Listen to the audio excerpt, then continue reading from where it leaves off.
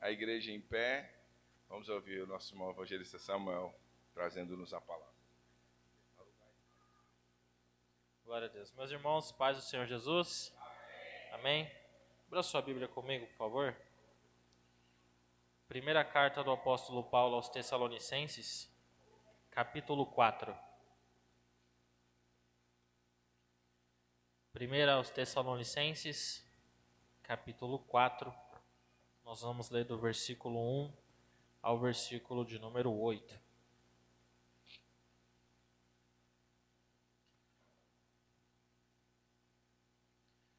Primeira aos Tessalonicenses, capítulo 4, do verso 1 ao 8. A epígrafe diz: exortação à santidade, ao amor fraternal e ao trabalho. Diz assim a palavra do Senhor: finalmente, irmãos, vos rogamos e exortamos no Senhor Jesus, que assim como recebeste de nós, de que maneira convém andar e agradar a Deus, assim andai, para que continueis a progredir cada vez mais. Porque vós bem sabeis que mandamento vos temos dado pelo Senhor Jesus. Porque esta é a vontade de Deus, a vossa santificação. Que vos abstenhais da prostituição, que cada um de vós saiba possuir o seu vaso em santificação e honra, não na paixão de concupiscência, como os gentios que não conhecem a Deus. Ninguém oprima ou engane a seu irmão em negócio algum, porque o Senhor é vingador de todas essas coisas, como também antes vô-lo dissemos e testificamos. Porque não nos chamou Deus para a imundícia, mas para a santificação. Portanto, quem despreza isto não despreza ao homem, mas sim a Deus, que nos deu também o seu Espírito Santo. Amém? Senhor nosso Deus, nosso Pai, nós oramos a Ti neste momento, Senhor, te agradecendo por este culto maravilhoso que o Senhor tem nos permitido vivenciar, essa presença gloriosa que tem se manifestado em nosso meio, e pedimos ao Pai que nesse momento, Senhor, abra o nosso coração, o nosso entendimento, para que estejamos atentos ao que a Tua Palavra quer nos orientar hoje, através do Teu Espírito. Pai, esteja conosco, nos abençoe, fale conosco, para que o nome de Jesus seja glorificado e honrado nessa manhã. Nós oramos te agradecendo, em nome de Jesus. Amém. Os irmãos podem se assentar. Queridos irmãos, eu gostaria de conversar rapidamente com vocês aqui nessa manhã a respeito de santidade ao Senhor. É fato que santidade é um atributo de Deus. Quando nós falamos que Deus é santo, nós estamos falando que Deus é perfeito, que Deus é puro. A santidade de Deus está ligada com a sua pureza e com a sua perfeição. Mas nós não podemos olhar a santidade apenas como um atributo de Deus. Por exemplo, como uma onipotência, como a onisciência, como a onibenevolência de Deus. Além de um atributo como esses, a santidade faz parte da natureza de Deus, faz parte do ser de Deus, faz parte de quem Deus é. Tanto é que a santidade ela funciona como base de todos os demais atributos de Deus. Ou seja, como é que eu posso dizer que um ser que lança outro num fogo ardente durante toda a eternidade não é um ser ruim? Que base nós temos para dizer que Deus está certo ao pegar um ser humano que não obedece àquilo que Ele determinou e lança essa pessoa no inferno? Nós podemos dizer que esse Deus é justo, que esse Deus é amor, que esse Deus é bondade. Bom, a base que nós temos para dizer que o fato de Deus lançar alguém no inferno não é um ato de ruindade e sim de justiça, é com base na santidade de Deus. Se Deus não fosse santo, lançar alguém no inferno seria um ato horroroso. Mas como Deus é santo, lançar alguém no inferno se torna um ato de justiça. Entenderam? Então é basicamente esse o conceito. A santidade funciona como base dos atributos de Deus. Santidade é a natureza de Deus. E nós sabemos disso porque a Bíblia diversas vezes mostra declarações de que Deus é santo. Exemplo, Isaías capítulo de número 6, quando ele vê os céus abertos e Jesus assentado sobre um alto e sublime trono. Os serafins que estavam por cima do trono clamavam um ao outro dizendo: Santo, Santo, Santo é o Senhor dos exércitos, toda a terra está cheia da sua glória. Além de declarações como essa, nós vemos também Deus dando mandamentos ao homem e limitando algumas ações dele. Desde quando Deus coloca o primeiro casal no jardim, Deus já limita ele, Deus já propõe santidade ao ser humano, mesmo ainda não havendo pecado no mundo. Deus já coloca um limite, Deus já propõe a santidade para ele ali. Depois, em Deuteronômio capítulo 5, mas também em Êxodo, nós vemos a lei sendo dada aos homens. E quando Deus dá a lei, Deus dá 10 mandamentos, e desses mandamentos se desenvolvem 613 preceitos que o judeu precisava observar. Só que eram preceitos extremamente elevados, que eles não conseguiam pelos seus próprios esforços viver aquilo. Ou seja, Deus deu 10 regrinhas para que eles vivessem, para que eles obedecessem. Só que eles sempre falhavam em algum daqueles 10. Ou ele desonrava o pai e a mãe, ou ele cobiçava algo que não deveria, ou como já aconteceu em Israel, eles colocavam outros deuses diante deles, ou eles não amavam o próximo, ou eles não guardavam o sábado de forma correta, ou seja, em algum momento eles falhavam. E quando nós vemos Deus colocando esses mandamentos, e quando nós vemos essa declaração, a única conclusão que se tem é que se Deus é santo, pelo seu alto padrão de exigência e pelas declarações que há a respeito dele. Deus é um Deus exigente? Sim, essa é uma realidade que nós não podemos negar. Deus, ele é exigente. Só que Deus não exige nada dos seus filhos que ele não dê a capacidade deles viverem. Ou seja, Deus não propôs a nós vivermos em santidade como algo que seja impossível de se viver. Porque Cristo morrendo na cruz, Deus nos concedeu o seu Espírito Santo, e o Espírito Santo nos ajuda a nós vivermos em santidade. Nós vemos aqui, portanto, esse Deus que é santo, chamando desde o Éden, e também com a lei, os homens a viverem em santidade. Deus, no Éden, já propõe santidade ao ser humano antes que houvesse pecado em sua natureza. E em Levítico capítulo 11, versículo 44, e também em 1 Pedro capítulo 1, versículo 16, há a mesma orientação de Deus para os seus filhos, mesmo que em alianças diferentes. E a recomendação, o chamado de Deus é: sede santos, porque eu sou santo. Sabe, então hoje eu gostaria de falar rapidamente aqui com vocês, de forma bem objetiva, a respeito desse chamado que Deus tem para a sua igreja, que é o chamado de viver em santidade. O apóstolo Paulo, aqui no primeiro versículo, ele fala que a santidade é uma maneira de andar e agradar a Deus. Ele fala no versículo 1, de que maneira convém andar e agradar a Deus. Ou seja, santidade para o cristão é um estilo de vida. É um estilo de vida que nós adotamos, um estilo de vida de integridade, um estilo de vida de seriedade, um estilo de vida que se baseia nas Escrituras, um estilo de vida que glorifique a Deus. Todo ser humano escolhe o estilo de vida que ele vai viver. Ele nasce debaixo do pecado e ele vai vivendo, construindo a sua cultura, construindo a sua mentalidade, vai vivendo, e hoje em dia, cada vez com menos idade, as pessoas já estão completamente corrompidas, com ideologias que não são boas, com mentalidade que não é legal, com comportamentos que são horripilantes. Pessoas fazem coisas terríveis cada vez com menos idade. Por que isso? Porque o estilo de vida delas não é um estilo que glorifique a Deus. Porque elas optaram em viver uma vida que não é a vida daquele que procurou servir ao Senhor. Porque é impossível, meus irmãos, alguém ter um encontro com Deus e continuar andando do mesmo jeito.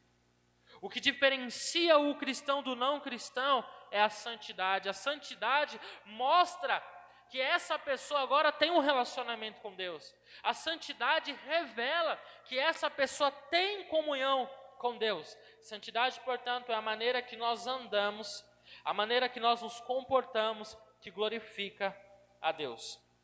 E dentro desse contexto ainda, há entre nós, infelizmente, conceitos muito equivocados do que é santidade. Tem pessoas que pela cultura que ela nasceu dentro da igreja dela lá e tal, ela entende santidade como Deus simplesmente limitando o ser humano. Deus impõe limites? Sim, Deus impõe limites, mas santidade não é só isso. Olhar a santidade como Deus falando assim, ó, não pode isso, não pode aquilo, não pode isso, não pode aquilo, é uma forma muito simplista de ver santidade. Outras pessoas entendem santidade como usos e costumes. Ah, santidade é não fazer a sobrancelha, não usar maquiagem, não colocar uma calça, não vestir uma bermuda, não colocar um boné, não fazer luzes no cabelo, não deixar a barba. Ou seja, criar um monte de coisinha que não tem nada a ver e que não é santidade. Entende? Santidade é muito além disso. Eu gosto de uma frase do pastor Luciano Subirá, que ele diz que santidade é mais do que não pecar, é reproduzir a natureza de Deus. Ou seja, se com barba ou sem barba, se você está reproduzindo a natureza de Deus, você está vivendo em santidade. Com maquiagem ou sem maquiagem, se você está reproduzindo a natureza de Deus, você está vivendo em santidade. Com roupa X ou com roupa Y, se você reproduz a natureza de Deus, você está vivendo em santidade. E nós precisamos falar sobre isso, irmão, porque às vezes, se você não se comporta dentro desses dogmas e desse padrão, parece que você não é crente. Sabe, te excluem, parece que você não faz parte, você não é do corpo de Cristo, você não é evangélico, você não tem Deus na sua vida, você não é digno de tomar ceia, você não pode pregar, você não pode cantar, você não pode ser batizado. Mas santidade é um estilo de vida que glorifique a Deus. E às vezes, as nossas tradições fazem com que a gente não viva a santidade que Deus queria que nós vivêssemos. Porque em Mateus capítulo 15, o próprio Senhor Jesus disse para os fariseus: vocês invalidam o mandamento de Deus pela vossa tradição. Vocês invalidam. Vocês não conseguem amar outras pessoas por causa da tradição de vocês. Vocês não conseguem viver em santidade. Vocês estão preocupados com o estereótipo. Vocês estão preocupados com o que está fora. E Jesus mostra para ele, mas o real problema do ser humano está dentro do seu coração. Então, se aqui dentro não for mudado, irmão, o exterior é o de menos. Então, quando Deus nos chama para a santidade, Ele está nos chamando para uma vida além do que não pecar, mas uma vida que nós vamos reproduzir a sua natureza. É mais do que não pecar, ou seja, o que é não pecar? É não roubar, mas não é só não roubar, é ser alguém que é doador ao outro.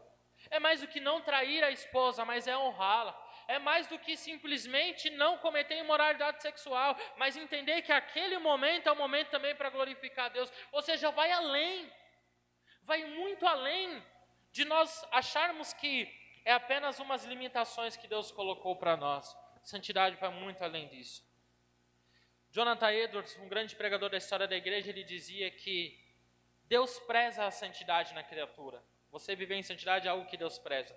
Deus preza a santidade na criatura, mas a santidade é, na sua essência, prezar a Deus. Ou seja, quando eu vivo em santidade, eu estou prezando a Deus.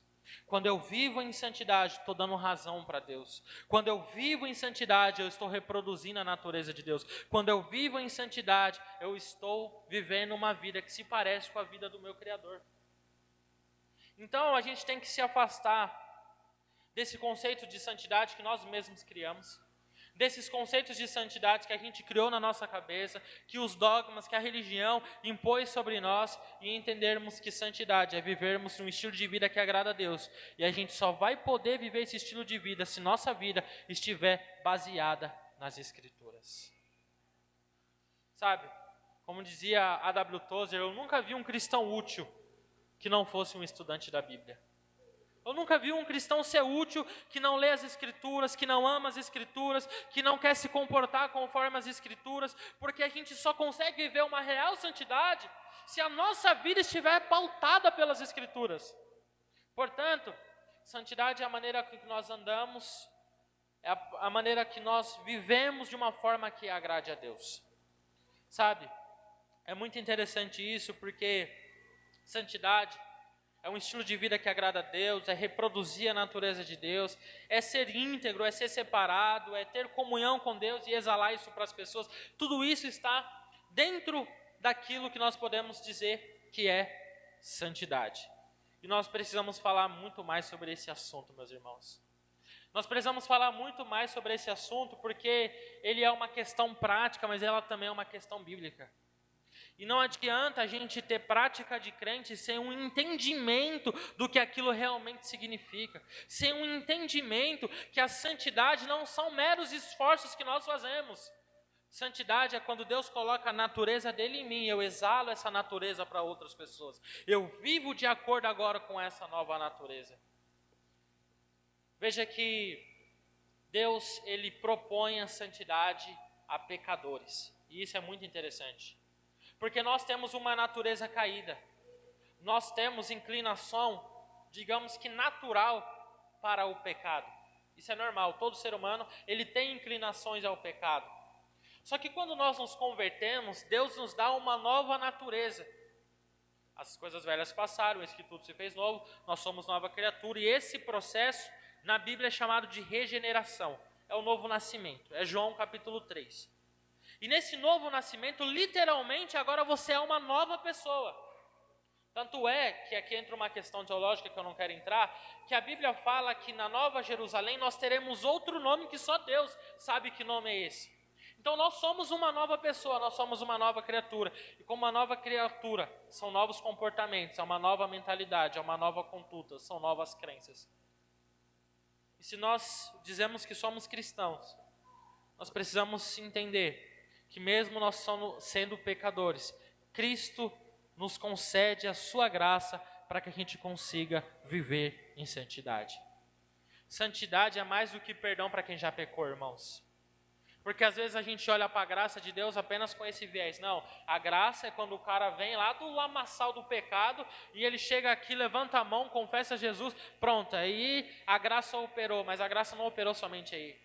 Quando esse cara vai largando a bebida, larga a droga, larga a imoralidade, larga a prostituição, larga tudo aquilo que ele está vivendo, começa a ser uma nova pessoa, deixa de ser arrogante, começa a falar melhor, começa a ler a Bíblia, nisso tudo a graça é quem está operando. Sozinho ninguém consegue viver em santidade. Nós precisamos da graça, do Espírito, da palavra, de Cristo, para vivermos uma vida que glorifica a Deus.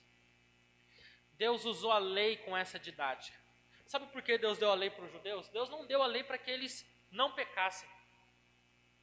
Deus não deu a lei para que eles não pecassem, é isso mesmo. Deus não deu 10 mandamentos e falou assim, ó, obedeça tudo isso aí, e se não obedecer já era. Não. A ideia de Deus dar a lei para o ser humano é criar no ser humano uma esperança futura, conforme o apóstolo Paulo diz. Ou seja, a lei Deus dá ao ser humano para que ele tentasse viver aquilo, mas ele não conseguisse. Deus dá a lei para que o ser humano tente viver em santidade, tente cumprir 10 regras que Deus estabeleceu, mas o ser humano não vai conseguir. E porque o ser humano não vai conseguir, vai criar nele o sentimento de que ele precisa de um Salvador. O propósito da lei é esse. O apóstolo Paulo fala em Romanos 7 a respeito disso. Eu não ia saber o que era cobiçar se a lei não me dissesse para não cobiçar, ou seja, o pecado, tomando ocasião pelo mandamento, me matou. Ou seja, porque eu tenho essa natureza pecaminosa e a lei confronta ela, isso parece que aviva dentro de mim, porque o homem ele é atraído pelo proibido. O homem é atraído por aquilo que é proibido, mas quando a graça de Deus entra no coração dele, esse homem consegue dizer aquilo que até então ele não podia dizer, não para o pecado.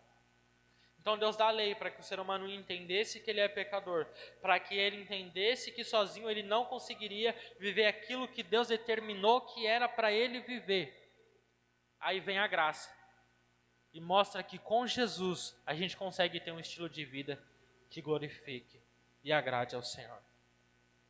Outra coisa muito importante, irmãos, nós entendermos que está aqui no contexto disso que nós lemos, é que a santidade é a vontade de Deus para nós. Nós tratamos às vezes a vontade de Deus apenas como, Senhor, eu quero um carro, se for da tua vontade, me dá o carro. Senhor, eu quero uma casa, se for da tua vontade, me dá a casa. Senhor, eu quero um emprego, se for da tua vontade, me dá o emprego. Ou seja, a gente atrela a vontade de Deus àquilo que a gente realmente quer. Mas a Bíblia expressa claramente que qual é a maior vontade de Deus para o ser humano? Não é dar casa, carro, riqueza para ele ou coisas do tipo. O maior propósito de Deus, a maior vontade de Deus é que o ser humano viva de uma forma que glorifica Ele, que o ser humano viva em santidade. Eu não estou dizendo que não pode ser a vontade de Deus te dar um carro, te dar uma casa ou coisa do tipo. Eu estou dizendo que, biblicamente falando, essa é a maior vontade de Deus. Versículo 3. Porque esta é a vontade de Deus, a vossa santificação. E ele começa a descrever algumas coisas, como por exemplo, se abster da prostituição, ser fiéis no negócio com o irmão e tudo mais. Versículo 7, porque não nos chamou Deus para a imundícia, mas para a santificação. Essa tanto é a vontade de Deus, que no verso 8 ele diz, portanto, quem despreza isto o quê? Isso que ele está tratando até agora.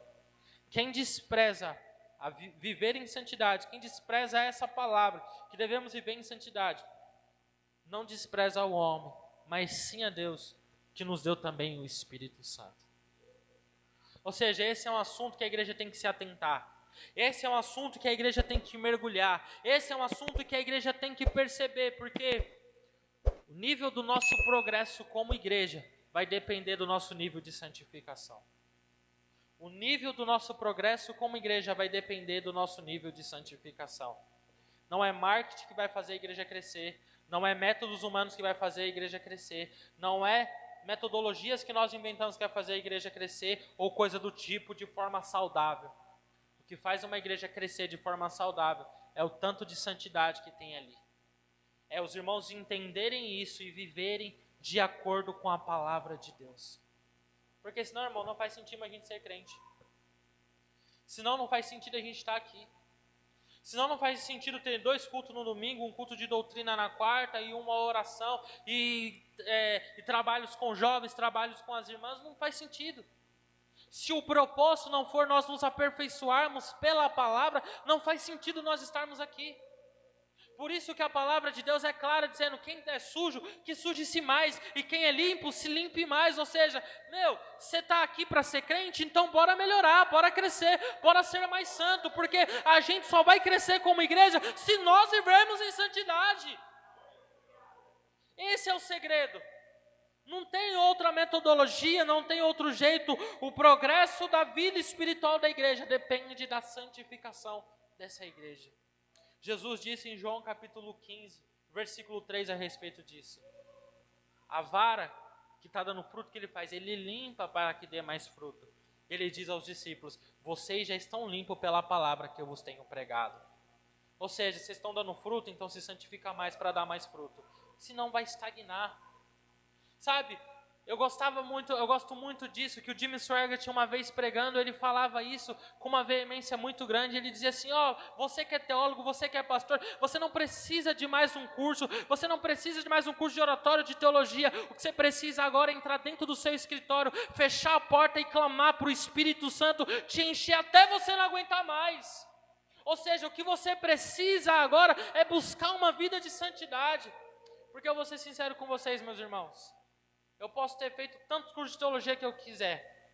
Posso estudar, posso fazer tudo isso. Mas se isso não afeta na minha conduta cristã, é melhor não fazer. Não adianta em nada. Eu posso ter quantos cursos quiser, falar quantas línguas quiser. Se isso não me faz ser mais próximo de Deus, se isso não me faz viver em mais santidade, é melhor não fazer. É melhor não fazer. Santidade é a vontade de Deus para a sua igreja.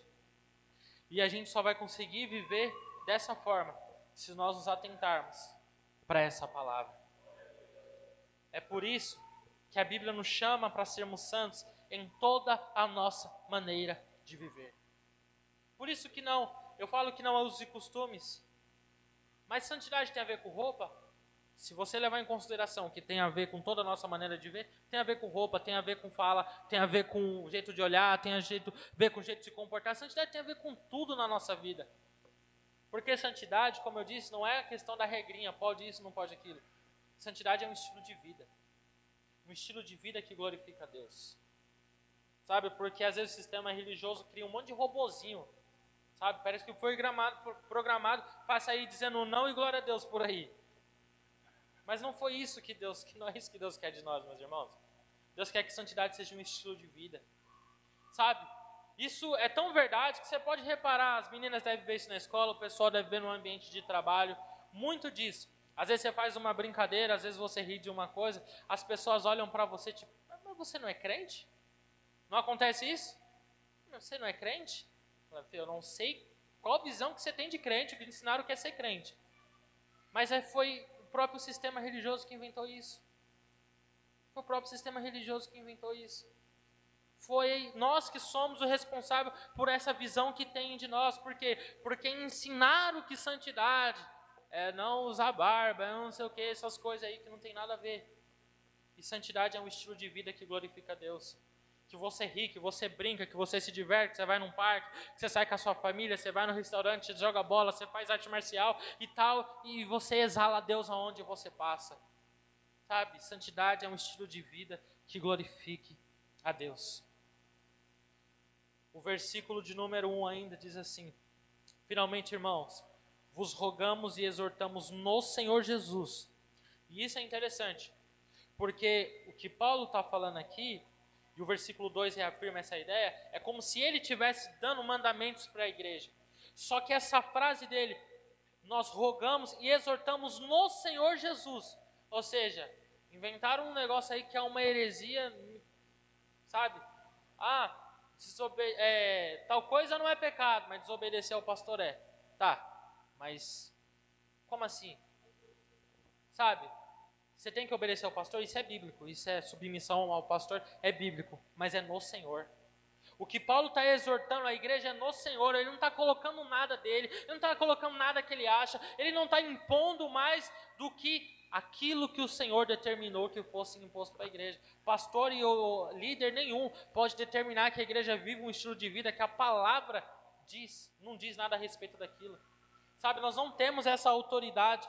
Paulo está rogando a igreja e exortando, mas está fazendo isso no Senhor. Que assim como recebeste de nós, de que maneira convém andar e agradar a Deus, assim andai, para que continueis a progredir cada vez mais.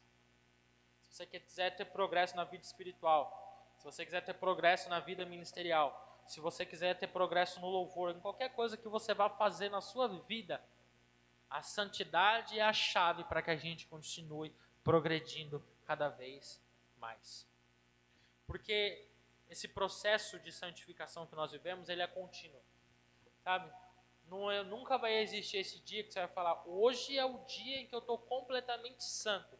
Esse dia só vai ser lá no céu, quando Jesus vier buscar a sua igreja, ou você for partir e ficar com o Senhor. É só ir. Porque aqui na terra, a gente está num processo contínuo de santificação. E eu tenho certeza que não há ninguém aqui que não possa se santificar um pouco mais.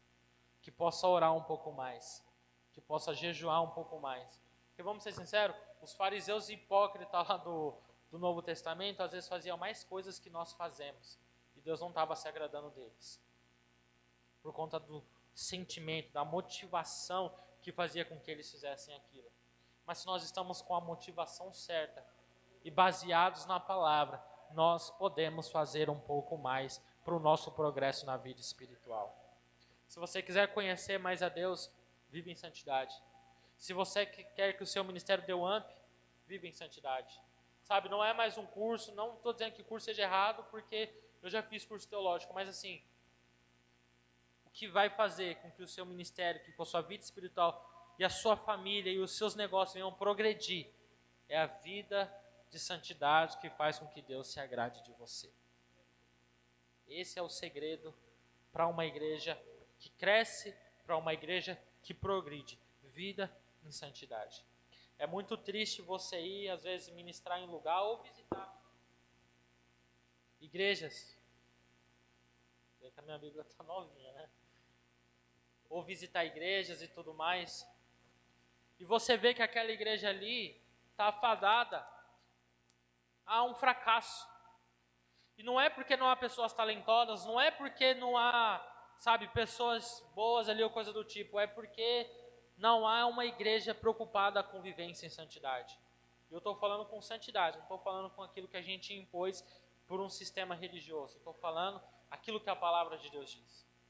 Se a gente quer progredir, santidade é aquilo que nós precisamos adotar como um estilo de vida. Nós vamos tratar aqui na quarta-feira um texto de 1 Coríntios capítulo 5. E é interessante esse texto porque um rapaz havia cometido um incesto dentro da igreja e ele não foi disciplinado. Ele não foi expulso da igreja, ele não aconteceu nada com ele, a igreja aceitou aquilo.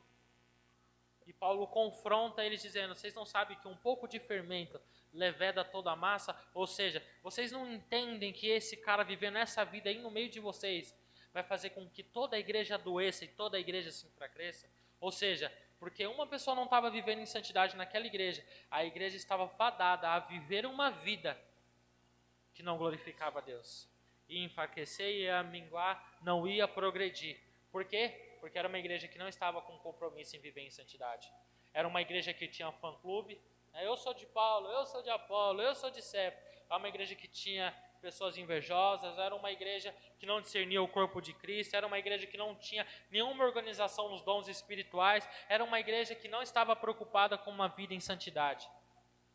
E o que Deus faz? Deus exorta através do ministério de Paulo. Na segunda carta eles já estão melhor. Por quê? Essa igreja tinha pessoas fracas, doentes e pessoas que estavam morrendo. Porque eles não estavam com compromisso em viver em santidade. Agora pega a carta à igreja de Filipenses, pega até a carta de Tessalônica, pega a igreja de Esmirna. São igrejas que iam, Filadélfia, e igrejas que iam progredindo. Por quê? Porque eram igrejas que viviam uma vida que glorificava a Deus. Então eu concluo aqui dizendo isso, irmãos. Nós vivemos coisas extraordinárias aqui na igreja. Mas isso aqui só se mantém e só progride se o nosso estilo de vida for um estilo de vida que glorifique a Deus. Não pense você que porque está desse jeito, vai se manter desse jeito por si só. Isso aqui depende de nós, do nosso posicionamento diante de Deus, da nossa vida de santidade. Porque vamos só uma suposição que em nome de Jesus isso nunca vai acontecer. Mas se cada um aqui começa a viver o estilo de vida que quer, e a igreja não tem mais compromisso, não vem achar que o louvor vai ser a mesma coisa, que a palavra vai ser a mesma coisa, e que o avanço vai ser a mesma coisa. Mas se nós vivermos uma vida de santidade, todas as promessas que Deus tem sobre nós vai se cumprir na nossa vida, porque o Senhor há de se agradar de nós. Amém, meus irmãos? Deus abençoe os irmãos, em nome de Jesus.